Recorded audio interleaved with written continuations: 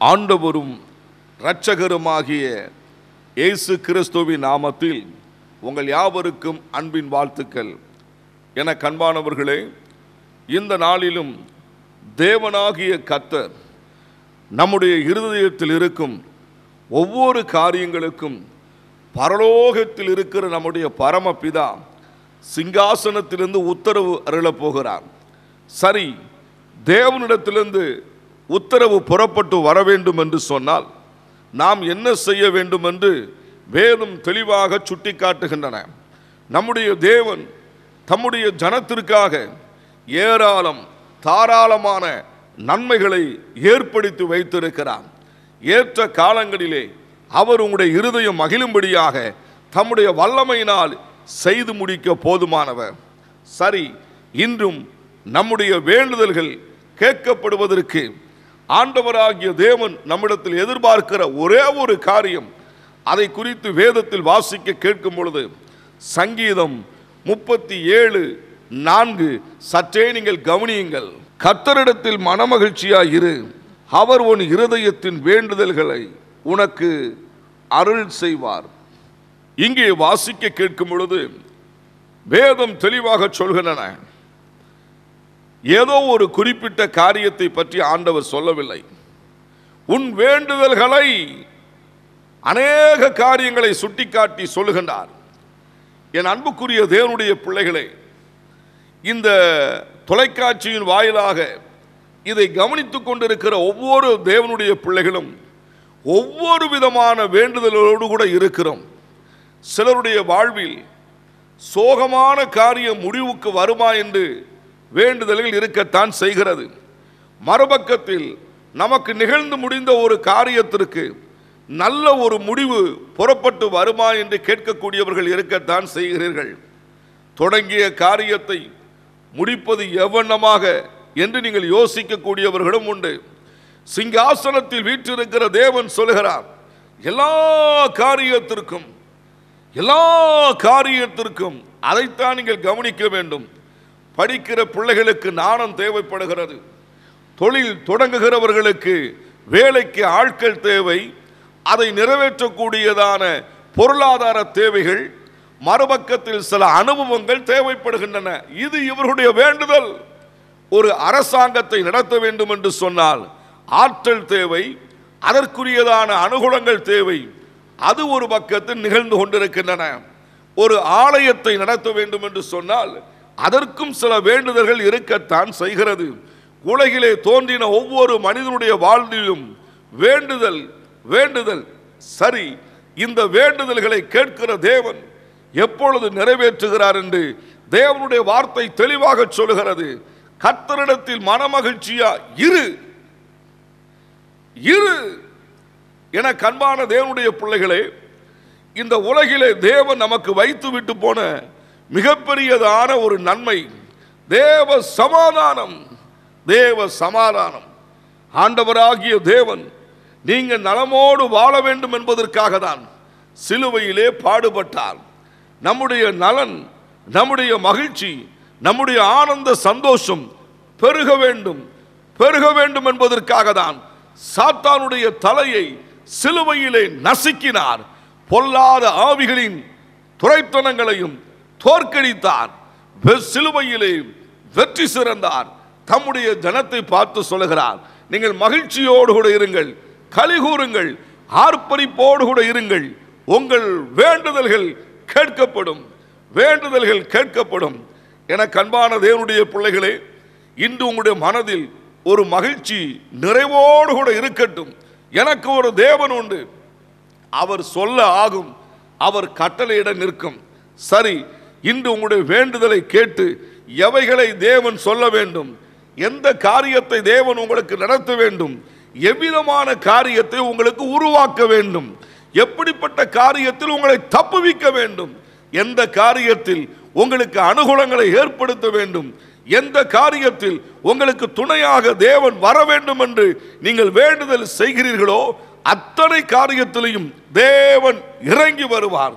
வேதாகமத்திலே வாசிக்க கேட்கும் பொழுது நம்முடைய அருமை இரட்சகர் உலகத்தை படைத்த மெய் தெய்வமாம் இயேசு இந்த பூமியிலே உலாவின நாட்களில் நன்மை செய்கிறவராகவே சுற்றி திரிந்தார் என்று அப்போஸ்தலர் நடபடிகளின் புத்தகத்தில் நாம் வாசிக்க கேட்கிறோம். சரி, அவர் செய்த நன்மைகள் என்ன? ஏராளம் ஏராளம். மரித்த மனிதனை உயிரோடு கூட எழுப்பியிருக்கிற காட்சிகள் நம்முடைய கண்முன் தோன்றட்டும். மறுபக்கத்தில் வியாதியினாலும் தொழுநோயினாலும் பாதிக்கப்பட்ட ஒவ்வொரு மனிதனுடைய வாழ்விலும் சிறையிருப்பை மாற்றினார், மகிழ்ச்சியை கொடுத்தார். இது ஒரு பக்கம் இருக்க, மறுபக்கத்தில் சீசர்கள் படகிலே பயணம் செய்த போது இயற்கையினால் வந்ததான போராட்டத்திலும் அவர்களுக்கு நன்மை செய்தார், தப்புவித்தார். என் அன்புக்குரிய தேவனுடைய பிள்ளைகளே, ஏதோ ஒரு நிலை உங்களுடைய வாழ்க்கையை கலங்க பண்ணுகிறது, ஏதோ ஒரு சூழ்நிலை உங்கள் இருதயத்தை வேதனைப்படுத்துகிறது, நித்தமாக நீங்கள் புலம்புகிறீர்கள். ஸ்டாப். இன்றைக்கு ஆண்டவராகிய தேவன் ஒரு புதிய காரியத்தை பரலோகத்திலிருந்து உங்களுக்கு ஏற்படுத்தி கொடுப்பார். விசுவாசிக்கிறவர்கள் கைகளை தட்டி கர்த்தருடைய நாமத்தை நீங்கள் மகிமைப்படுத்த இப்பொழுதே தொடங்கி விடுங்கள். சரி, நாம் கர்த்தரிடத்தில் மனமகிழ்ச்சியாய்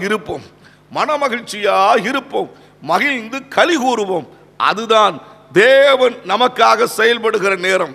பல நேரங்களில் பொல்லாத ஆவிகள் பலவிதமான துயரங்களை கொடுத்து நம்முடைய மனமகிழ்ச்சியை கெடுத்து விடுகிறது, தேவ சமாதானத்தை ஒடுக்கி விடுகிறது, ஆவிக்குரிய வாழ்க்கையை செயல்பட விடாமல் நிறுத்தி விடுகிறது.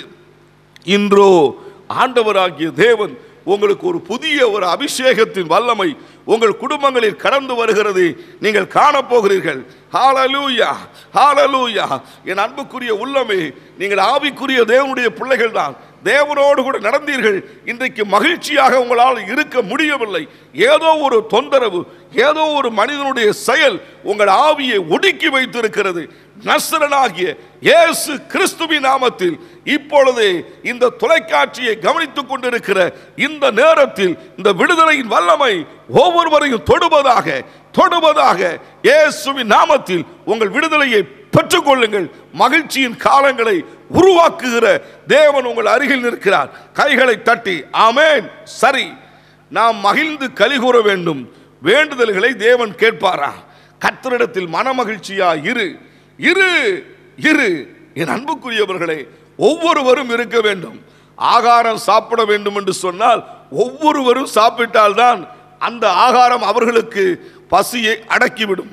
ஒவ்வொரு தேவனுடைய பிள்ளைகளும் அவ்வண்ணமாகவே மகிழ்ச்சியோடு கூட இருக்க வேண்டும். சரி, நாம் மகிழ்ச்சியோடு கூட இருக்கும்போது தேவன் நமக்கு என்ன செய்கிறார்? அதைத்தான் நீங்க கவனிக்கணும். வேதத்தில் வாசிக்க கேட்கும் பொழுது சங்கீதம் 37:6 சற்றே நீங்கள் கவனியுங்கள். உன் நீதியை வெளிச்சத்தை போலவும் உன் நியாயத்தை பட்ட பகலை போலவும் விளங்க பண்ணுவார்.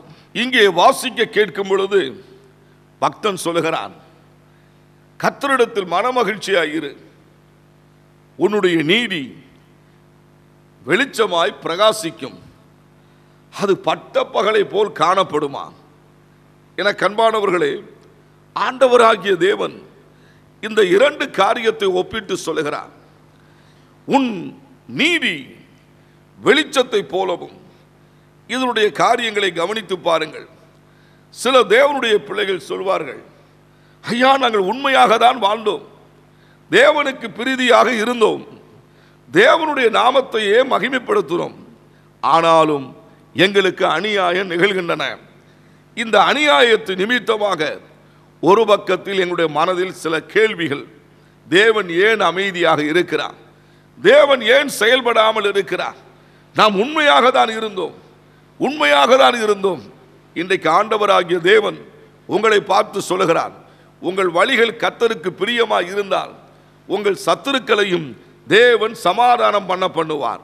சரி, இன்று உங்களுடைய வாழ்க்கையில் உங்களுடைய நீதியை கெடுத்து போடும்படியாக, இருளாக்கி போடும்படியாக, உங்கள் நியாயத்தை ஒடுக்கும்படியாக, அநீதி நிகழும்படியாக அநேகர் திட்டமிட்டு இருக்கிறார்களா?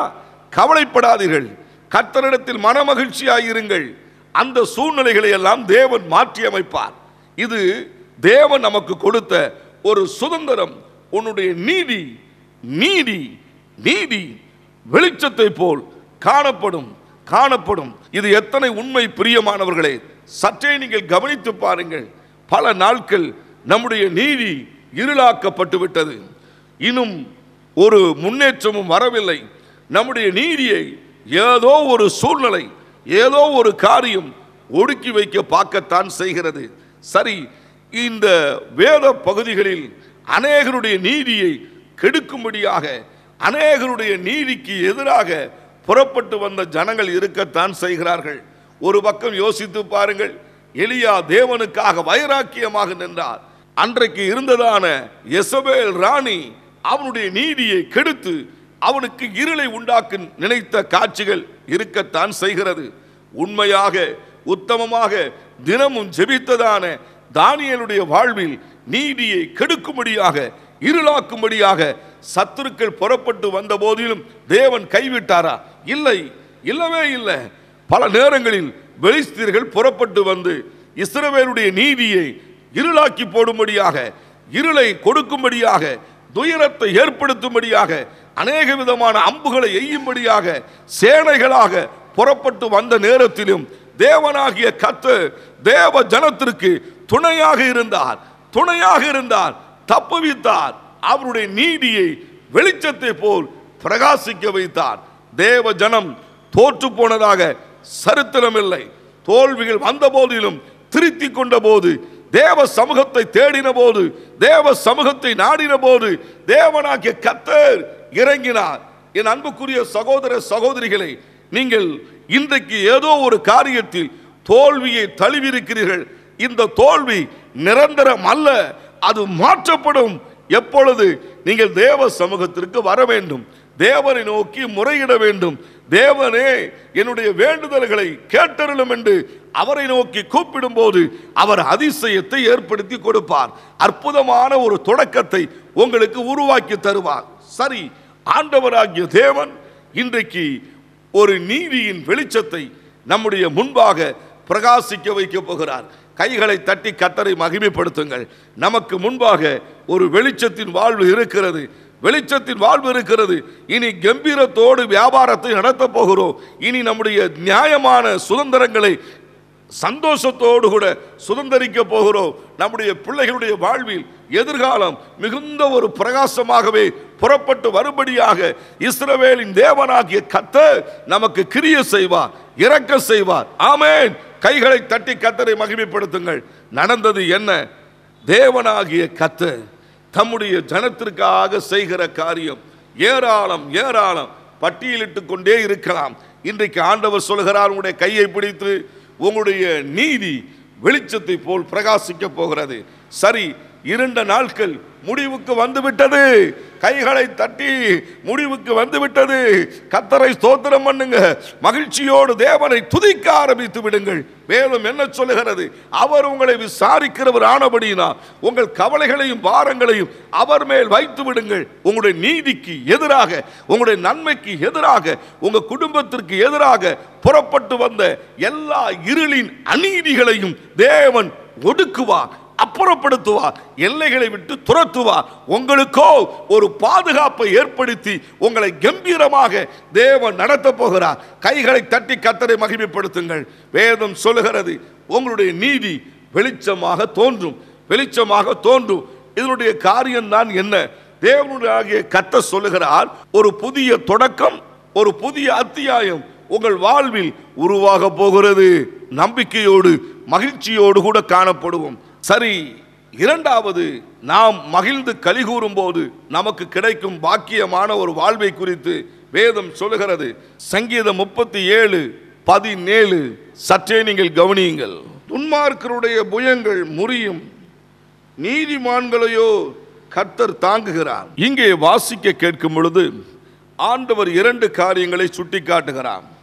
துன்மார்க்கன் அவனுடைய புயங்கள் முறிக்கப்படும், நீதிமான்களுக்கோ பரலோகத்திலிருந்து ஆதரவு புறப்பட்டு வருமாம். தேவன் தாங்குவேன் என்று சொல்கிறார். இந்த காட்சிகளை கவனித்து பாருங்கள். இந்த உலகில் நாம் தேவனுக்காக வாழும்போது உலகம் நம்மை புறக்கணிக்கலாம், ஆனால் பரலோகத்தினுடைய ஆதரவு உங்கள் அருகிலே நின்று கொண்டே இருக்கும். இதைத்தான் பக்தன் சொல்லுகிறான், நான் கர்த்தரிடத்தில் மனமகிழ்ச்சியாக இருக்கிறேன். எதற்காக? எனக்கு ஒரு தேவன் உண்டு, அவர் என்னை தாங்கத்தான் செய்வார். என கண்பானவர்களே, பலரும் சொல்லுவார்கள், ஐயா, இந்த உலகில் நாங்கள் ஒரு அனாதையை போல் இருக்கிறோம், எல்லாரும் ஒதுக்கிவிட்டார்கள், எங்களை நடத்துவதற்கு யாரும் இல்லை என்று புலம்பக்கூடிய எண்ணற்ற மக்கள் உண்டு. என்னுடைய ஆரம்ப நாட்கள் ஊழியங்களில் இவ்வண்ணமாக நான் யோசித்து இருக்கிறேன். நாம் எப்படி ஊழியங்களை செய்ய போகிறோம், நமக்கு யார் நன்மை செய்வார் என்னெல்லாம் கலங்கின நாட்கள் இருக்கத்தான் செய்கிறது. ஆனால் தேவனாகிய கர்த்தரின் மேல் மிகுந்த மகிழ்ச்சியோடு அவர் கொடுத்த பொறுப்புகளை நிறைவேற்றுவதற்கு அவருடைய கைகளிலே என்னை ஒப்பு கொடுத்தேன். இம்மட்டுமாக தாங்கி நடத்தி அதிசயமாய் சுமந்து வருகிற ஒரு தேவன் நம்முடைய ஆண்டவராகிய தேவன். சரி, இப்பொழுதும் உங்கள் ஒவ்வொரு காரியத்திலையும் தேவன் எப்படி தாங்குவாரா? வேதத்தில் வாசிக்க கேட்கும் பொழுது சங்கீதம் 37:24 சொல்லுகிறது. என்ன சொல்லுகிறது? தம்முடைய கரத்தினால் தேவன் தாங்குவார். தேவனுடைய கரம் உங்கள் குடும்பத்தின் மேல் வருகிறது. தேவனுடைய கரம் உங்கள் ஊழிய பாதைகளில் வரப்போகிறது பிரதர்.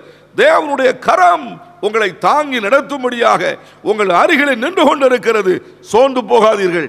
ஒருவேளை நீங்க நினைக்கலாம், மற்றவர்களை போல் நமக்கு ஒரு சுகவாழ்வு இல்லையே, மற்றவர்களை போல் நமக்கு ஒரு நன்மை இல்லை என்று மனம் பதறி இருக்கிற என கண்பான உள்ளமே, தைரியம் கொள்ளுங்கள். தேவனுடைய சித்தத்தின்படியாக உங்க வாழ்க்கை கட்டப்படும், கட்டப்படும், எழுப்பப்படும். தாங்கி தேவன் நடத்துவது நிச்சயம். இன்றைக்கோ நீங்கள் தள்ளாடி கொண்டிருக்கிறீர்கள், தள்ளாடி கொண்டிருக்கிறீர்கள். பவுல் ஒரு முறை அவருடைய வேண்டுதல்களை பரலோகத்திற்கு தெரியப்படுத்துகிறார். தேவனே, எனக்கு ஒரு முள் கொடுக்கப்பட்டிருக்கிறது, அது என்னை குட்டிக் கொண்டே இருக்கின்றன, இதிலிருந்து என்னை விடுதலையாக்கும் என்று சொன்னபோது பரலோகத்திலிருந்து ஒரு செய்தி புறப்பட்டு வருகிறது. என்ன சொல்லுகிறார் தேவன்? என்ன சொல்லுகிறார்? சற்றே நீங்கள் கவனித்து பாருங்கள். என் கிருபை உனக்கு போதும், உனக்கு போதும், அது உன்னை தாங்கி நடத்தும். அப்பொழுதுதான் பவுல் சொல்லும்போது இவ்வண்ணமாக சொல்வார். என்ன சொல்லுவார்? என்னை பலப்படுத்துகிற கிறிஸ்துவினாலே எல்லாவற்றையும் செய்ய பலன் உண்டு. என் அன்புக்குரிய தேவனுடைய பிள்ளைகளே, நீங்கள் சிறுமையில் இருக்கிறீர்கள், துவண்டு போய் இருக்கிறீர்கள், பயந்து கொண்டிருக்கிறீர்கள், கலங்கி கொண்டிருக்கிறீர்கள், ஒரு அடிமையை போல் இருக்கிறீர்கள். ஆவிக்குரிய வாழ்க்கை அழிக்கப்பட்டதை போல் துயரத்தை சுமந்தவர்களாக இருக்கிற உங்களை பார்த்து கர்த்தர் சொல்லுகிறார், தேவனுடைய பலன் உங்கள் மேல் இறங்கி வரப்போகிறது. பவுல் சொன்ன வண்ணமாக உங்களை தேவன் பலப்படுத்த போகிறார். அநேகருக்கு நிருபமாக வைக்கத்தான் போகிறார். என்னை பலப்படுத்துகிற கிறிஸ்துவினாலே. இது எத்தனை ஆச்சரியமான காரியம்! பவுலை தேவன் பலப்படுத்தினார். சோதனைகள் வந்தது, போராட்டங்கள் வந்தது, உபத்திரவங்கள் வந்தது, அடிகள் வந்தது, காயங்கள் வந்தது, புலம்பல்கள் வந்தது. ஆனாலும் பவுலை தேவனாகிய கர்த்தர் பலப்படுத்தி பிரகாசிக்க வைத்தார். என கண்பானவர்களே, சங்கீதக்காரன் சொல்லும் போது சொல்லுவார், நானோ சிறுமையும் எளிமையுமானவன், கர்த்தரோ என் நினைவாக இருக்கிறார். ஆம் பிரியமானவர்களே, சங்கீதக்காரன் ஒரு இளமையிலே வாழ்ந்த நாட்களில் தேவனாகிய கர்த்தர் அவரை நோக்கிக் கொண்டே இருந்தார். அவருடைய வாழ்க்கை பயணம் குடும்பத்தில் ஒதுக்கப்பட்ட நிலைமையில் தாவீது காணப்பட்டாலும் பரலோகத்தினுடைய பார்வையிலே தேவன் பலப்படுத்தி அந்த தாவீதை ஒரு இஸ்ரவேலின் மேலே சிறப்புக்கு நேராக தேவன் நடத்தி வந்தார். சரி, இப்பொழுது ஆண்டவராகிய தேவன் உங்கள் சூழ்நிலைகளை மாற்றுவேன் என்று சொல்லுகிறார். உங்களை தாங்கி நடத்துகிறது மட்டுமல்ல, சூழ்நிலைகளை மாற்றி உங்களுக்கு ஒரு புதியதான நிறைவான காரியத்திற்கு தேவனே நடத்தி சொல்லுவார். அதைத்தான் நீங்க கவனிக்கணும். தாவீதை கர்த்தர் தெரிந்து கொண்டார். தாவீது கேட்டாரா, நான் இஸ்ரவேலிலே ராஜாவாக இருக்க வேண்டும் என்று? இல்லை. நீங்கள் நினைத்து பார்த்திராத சில நன்மைகளை தேவன் உங்களுக்கு ஏற்படுத்தி கொடுப்பார். என கண்பானவர்களே, உலக மக்கள் உங்களை அற்பமாக நினைக்கலாம். மற்றவர்கள் நம்முடைய சூழ்நிலையை பார்த்து, நம்முடைய பின்புலத்தை பார்த்து பலரும் பல விதங்களிலே நம்மை அற்பமாக நினைக்கலாம். சரி, நீங்கள் லேயாளை போல் அழுது கொண்டு இருக்கிறீர்கள். ஐயா, எல்லாரும் என்னை அற்பமாக நினைக்கிறார்கள். லேயாளே, உன்னிடத்திலே தேவனுடைய கரம் வெளிப்படுகிறதை நீங்கள் காண முடியும். பல நேரங்களில் தேவனுடைய பிள்ளைகள் சூழ்நிலைகளின் நிமித்தமாக அழுகிறவர்கள் உண்டு. இன்றைக்கு ஆண்டவர் சொல்லுகிறார், இந்த சூழ்நிலையிலையும் என்னுடைய கரம் கரம் அதைத்தான் நீங்க கவனிக்க வேண்டும். தேவனுடைய கரம் நம்மை தாங்கும், தாங்கும், தப்புவிக்கும், நடத்தும், நமக்கு துணையாக ஆதரவாக இருந்து அதிசயங்களை காணப்படும். பல நேரங்களில் தேவனுடைய பிள்ளைகள் தள்ளாடினவர்கள் இருக்கத்தான் செய்கிறார்கள். அந்த தள்ளாட்டத்திலேயும் தேவனுடைய கரம் அவர்களை தாங்கி வெற்றி அடைய வைத்தது, வெற்றி அடைய வைத்தது. ஒரு நாள் சிம்சோன் தள்ளாடி கொண்டிருந்தார், அழுது கொண்டிருந்தார். பலப்படுத்தும், நினைத்தருளும் என்று கேட்டபோது தேவனுடைய வல்லமை சிம்சோனை தாங்கினது, பலப்படுத்தினது. என் அன்புக்குரிய தேவனுடைய பிள்ளைகளே, நீங்கள் சிறுமையில் இருப்பதை தேவன் விரும்பவே இல்லை. நீங்க ஒடுங்கி போவதற்கு தேவன் விரும்பவே இல்லை. உங்களுடைய வாழ்வு சுகவாழ்வு துளிர்க்க வேண்டும் என்பதுதான் தேவனுடைய திட்டம். தேவனுடைய திட்டம், தேவனுடைய திட்டத்தின்படியாக உங்களுக்கு அநேக காரியங்களை தேவன் ஏற்படுத்தி கொடுப்பார். சிம்சோன் கேட்கிறான், என்னை பலப்படுத்தும். சரி என்று தேவனுடைய வல்லமை இறங்கி வந்தது. இப்பொழுதும் கூட இந்த தொலைக்காட்சிக்கு முன்பாக கவனித்துக் கொண்டிருக்கிற, யூடியூப்ல கவனித்துக் கொண்டிருக்கிற இந்த நேரத்தில் கர்த்தருடைய வல்லமை உங்கள் மேல் இறங்கி வரப்போகிறது. சிம்சோனை தாங்கின தேவனுடைய வல்லமை, சிம்சோனை வல்லமையினால் நிறைத்த கர்த்தர் இப்பொழுது உங்கள் அருகில் நின்று கொண்டிருக்கிறார். கைகளை தட்டி, கைகளை தட்டி ஒரு தேவனுடைய பலன் நம்முடைய வாழ்க்கையிலே இறங்கி வருகிற காட்சிகளை பார்க்க முடிகின்றன. என கண்பானவர்களே, கர்த்தரிடத்தில் மனமகிழ்ச்சியாய் இரு. அவர் உன்னை தாங்குவார், உன்னை தாங்குவார். மூன்றாவது, கர்த்தரிடத்தில் மனமகிழ்ச்சியாக இருக்கும்போது கிடைக்கும் காரியத்தை குறித்து வேதம் சொல்லுகிறது. சங்கீதம் 37:40 சற்றே நீங்கள் கவனியுங்கள். கர்த்தர் அவர்களுக்கு உதவி செய்து அவர்களை விடுவிப்பார். அவர்கள் அவரை நம்பியிருக்கிறபடியால் அவர்களை துன்மார்க்கருடைய கைக்கு தப்புவித்து ரட்சிப்பார். கர்த்தரிடத்தில் மனமகிழ்ச்சியாக இருக்கும்போது ஆண்டவராகிய தேவன் நமக்கு உதவி செய்கிறார், மறுபக்கத்தில் தப்புவிக்கிறார் என்கிறதான ஒரு செய்தி சொல்லப்படுகிறது.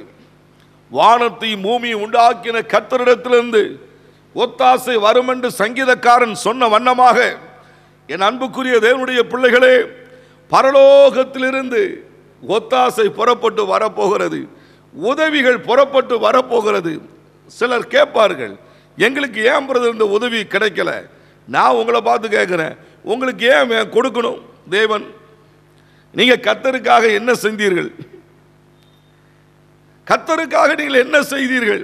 இது ஒரு பக்கம் இருக்கட்டும், தேவன் உங்களுக்கு உதவி செய்வார். ஆனால் இந்த உதவியை பெற்றுக்கொள்ள வேண்டும் என்று சொன்னால் தேவனுடைய சமூகத்திற்கு ஓடோடி வர வேண்டும். உதவிகள் தேவை என்று சொன்னால் தேவனுடைய சமூகத்திற்கு வர வேண்டும். நாணத்தினுடைய உதவி தேவை என்று சொன்னால் கல்லூரிகளுக்கு சென்று அந்த நாணத்தை பெற்றுக்கொள்கிறார்கள். பல விதங்களிலே ஆரோக்கியத்தினுடைய உதவி தேவை என்று சொன்னால் மருத்துவமனைக்கு சென்று டாக்டரிடத்திலே பெற்றுக்கொள்கிறார்கள். இது ஒரு பக்கம்.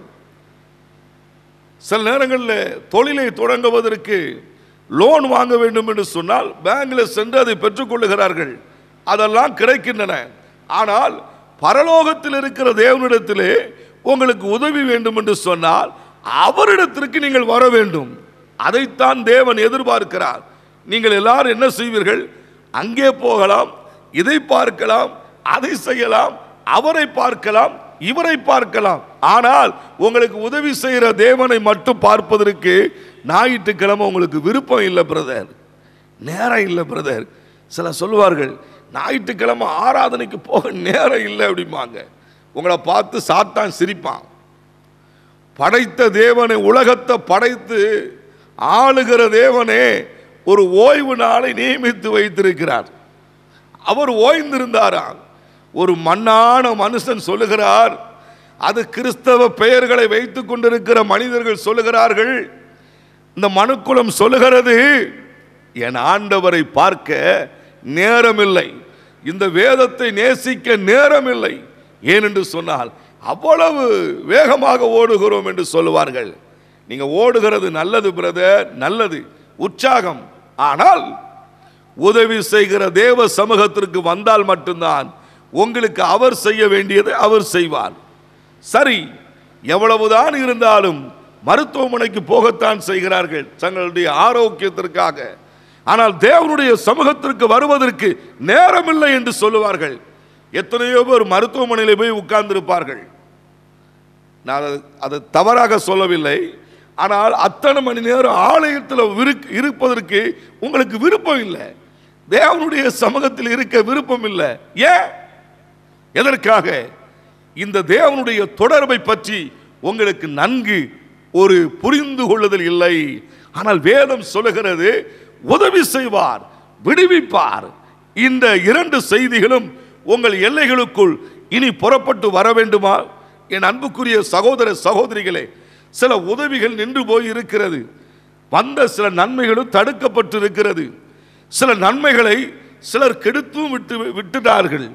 சில காரியங்கள் திருப்பப்பட்டு இருக்கிறது. இனி உங்க எல்லைக்குள் திருப்பப்பட வேண்டும் என்று சொன்னால் தேவனுடைய ஒத்தாசை உங்களுக்கு வேணும். உங்கள் சிறையிருப்பு மாற வேண்டும் என்று சொன்னால் கர்த்தருடைய கிருபை உங்களுக்கு வேணும். அவருடைய சமூகத்தை நாடி வரும்போது தேவன் நமக்கு உதவி செய்வார்.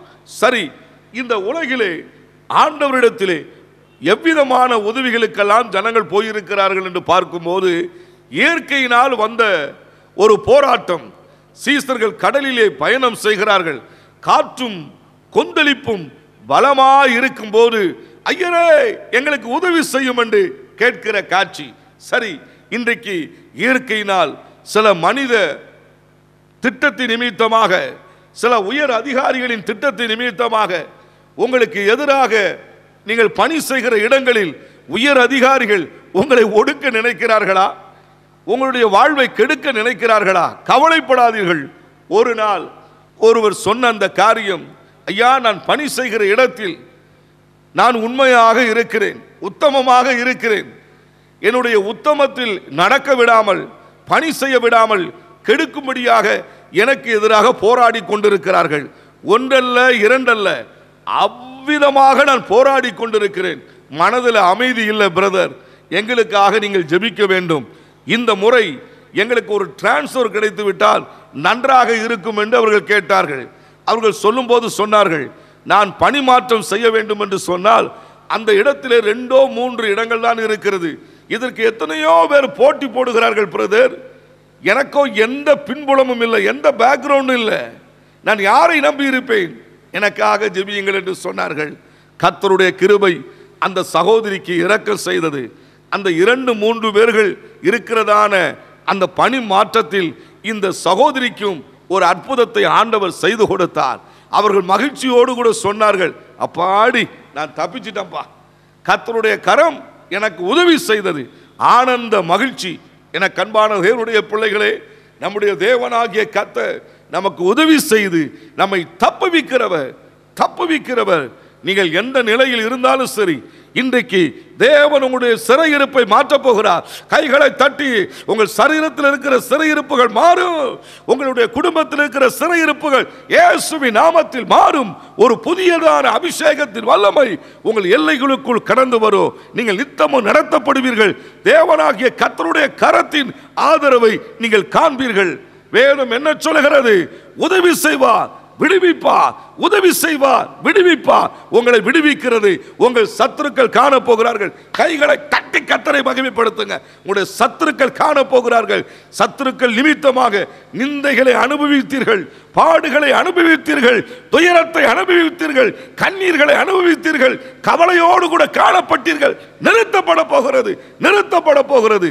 அதற்கு பதிலாக தேவனுடைய ஒத்தாசை புறப்பட்டு விட்டது. கர்த்தரிடத்தில் மனமகிழ்ச்சியாய் இருங்கள். ஆண்டவர் உங்களுடைய நீதியை வெளிச்சமாக்குவார், கரங்களினால் தாங்குவார். 3வது, உதவி செய்து உங்களை தப்புவிப்பார். இப்பொழுது நான் உங்களுக்காக ஜெபிக்க போகிறேன். என்னோடு கூட இணைந்து நீங்கள் ஜெபிப்பீர்களா? நாம் ஜெபம் செய்வோம்.